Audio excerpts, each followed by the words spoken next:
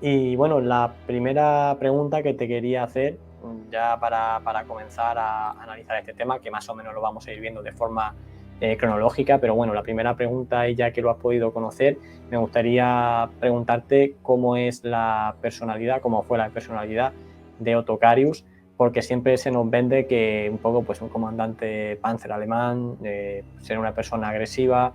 Agresiva me refiero en cuanto a su modo de combatir, siempre al acecho, siempre adelante, siempre buscando la oportunidad para meterse ahí, ¿no? En base a eso, no sé si esa personalidad que se nos ha vendido de un comandante alemán Panzer perfecto coincide o no con la de Carius, pero bueno, en cualquier caso, ¿cómo era su personalidad? Pues bueno, hay que tener en cuenta algo muy importante, que Otto Carius, por ejemplo, era una persona muy abierta.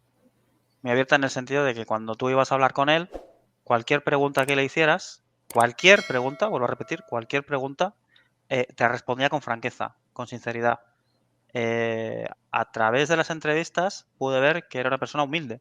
Humilde en el sentido de que a pesar de que fue una figura histórica relativamente importante en cuanto a nivel militar, él en ningún momento se jactaba de ello. No se jactaba de su número de victorias, no se jactaba de su experiencia en combate, no se jactaba de ser uno de los mejores ases de la Segunda Guerra Mundial, no se jactaba de sus condecoraciones. Él siempre, cuando hablaba de sus acciones de combate, no hablaba de él y su tripulación, porque él entendía que el buen uso de un carro de combate es la sinergia perfecta entre comandante de carro y tripulación, porque un carro no puede moverse sin el conductor, un carro no puede disparar sin haber cargado previamente el cañón con el cargador.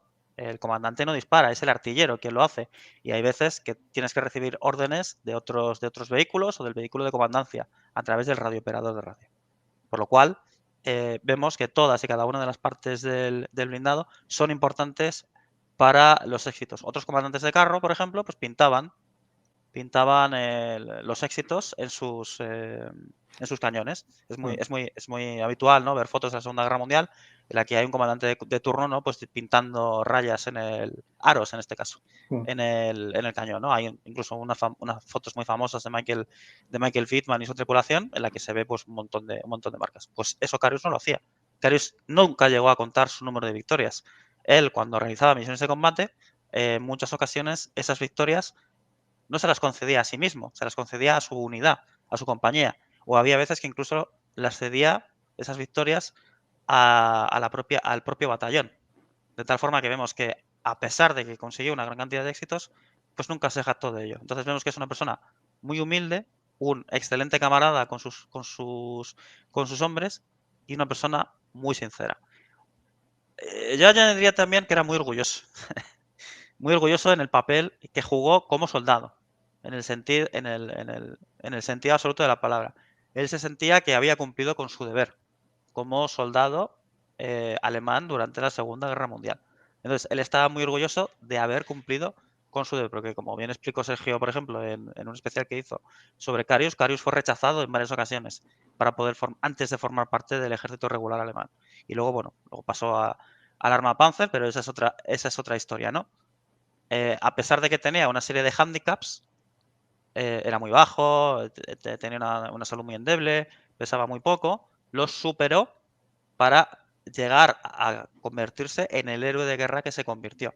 Entonces, este tipo de personalidad que trata de sobreponerse a todas sus dificultades o problemas es algo muy habitual en los héroes de guerra. Porque claro, yo no solo he entrevistado a Autocarius, sino que he entrevistado a decenas y decenas de veteranos de otros conflictos, o he estudiado sus biografías, o he hablado con familiares suyos, etcétera, etcétera. Entonces, cuando encontramos a alguien que tiene un problema físico, que tiene dificultad de aprendizaje o cosas parecidas, si es una persona que tiene una gran fuerza interior, de capaz de sobreponerse, una gran voluntad, vamos a decirlo así, de Mm. sobreponerse a sus propios hándicaps, ¿vale? A las propias dificultades que la propia vida le impone, él se supera a sí mismo día a día. Y esas personas normalmente tienen madera de héroe. Otocarius era uno de ellos. Sí, totalmente de acuerdo, y me has quitado, de hecho, la segunda pregunta que te iba a hacer, y es un poco pues todas esas dificultades que tuvo para entrar en el ejército alemán, que recordemos que se incorpora aproximadamente en mayo de 1940, con la Segunda Guerra Mundial ya iniciada, batalla de Polonia, toda la campaña de Dinamarca, Noruega y la de Francia más o menos desarrollándose en esa fecha.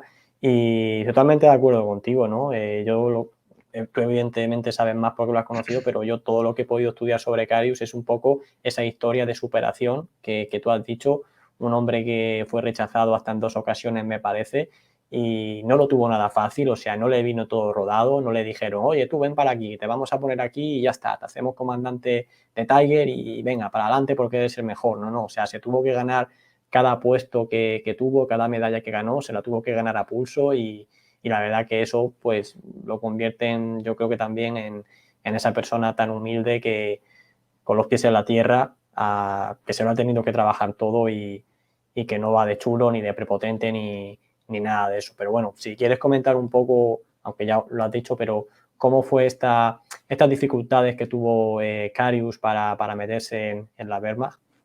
Sí, claro. Cuando se inicia la Segunda Guerra Mundial, pues muchos jóvenes alemanes quieren acudir al llamado de la madre patria.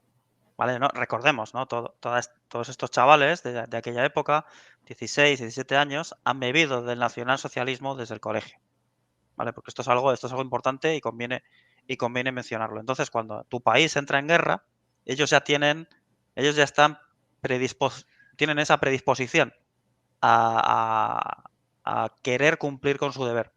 Entonces, hay gente que en el barrio de Tocarios que es rechazada por diferentes motivos.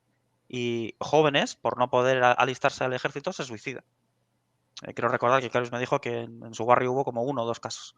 Él, en lugar de tomar la vía fácil, es decir, me pego un tiro y ya está, Sí, porque fue me una han deshonra, rechazado. ¿no? Eso es, es una deshonra, al fin y al cabo. No, porque recordemos, toda esta gente eh, están criados conforme a los patrones de la época. Entonces, normalmente, el cabeza de familia alemán o austriaco ha combatido en la Primera Guerra Mundial. Esos soldados, que ya ahora que son padres en esa época, han tenido, o si han sido oficiales de carrera, como por ejemplo el padre de Carius, bueno, era profesor, pero fue oficial durante la Gran Guerra, tienen ese espíritu prusiano dentro. Y ese espíritu prusiano, en cierta forma, es transmitido a sus hijos. No de la misma forma, quizás, que, que los soldados de la Primera Guerra Mundial tenían, pero sí más o menos ese sentido de deber, honor, familia, todo este tipo de cosas. Entonces, Carius dice, pues bueno, pues voy a tratar de comer todo lo que pueda para aumentar el peso, voy a hacer ejercicio, todo lo que pueda para superar ese examen médico. A la segunda vez le tumban, otra vez de nuevo. Dice, no, no, usted no está preparado, usted es muy bajito, usted es muy endeble, tiene poco peso y la tercera vez ya él va ya con la idea aprendida. Él dice, vale, si me vuelven a decir que no, voy a dar motivos por los cuales yo debería entrar en el ejército. ¿Por qué? ¿Por qué? Porque esto es importante y no lo comento en el libro, porque la cultura alemana en aquella época, si te dicen que no, es no, ¿vale? Entonces, esto se ve muy claro, por ejemplo, en el libro de Tocarius. Cuando a un oficial le dan una orden, le dicen ya y se va, y la cumple. Y aunque sea una locura. Bueno, ¿ves allí 5.000 tíos? Pues nada, toma, un hacha y tira tú para adelante. Sí, mi general. Y muere, ¿no? Pues cuando ellos recibían un no, es una orden. El médico ha dicho que no, listo. Pero claro, a la tercera vez, otro que les dice, oye, espera, espera. Antes de que firmes la negativa, es que yo soy bajo, pero es que yo me quiero unir a la Fuerza Panzer. Es que yo sí estoy preparado, porque yo sí doy el tipo para formar parte de la Fuerza Panzer. Y además se buscan miembros de la Fuerza Panther bajitos, por lo cual mi altura no debería ser un problema y mi peso tampoco, lo cual me convierte en alguien ideal para formar parte de la Fuerza Panzer. Entonces, el breve discurso que le da al médico, claro, esto sorprende al médico, dice, hostia, le acabo de decir que no y encima el tío me replica. Hostia, esto es lo que necesitamos en el ejército alemán. Alguien con espíritu, porque al fin y al cabo es lo que Otto Karius está demostrando desde un principio, ¿no? Determinación. Y el médico dice, venga, aprobado, aquí lo tienes. Y así, de esta forma, superando incluso todas estas barreras culturales que tiene, ¿no? Ya sabemos, ¿no? El cumplir órdenes, el decir que no, ya vemos que ya lo supera él mismo, ¿no? Y así puede entrar en el ejército alemán.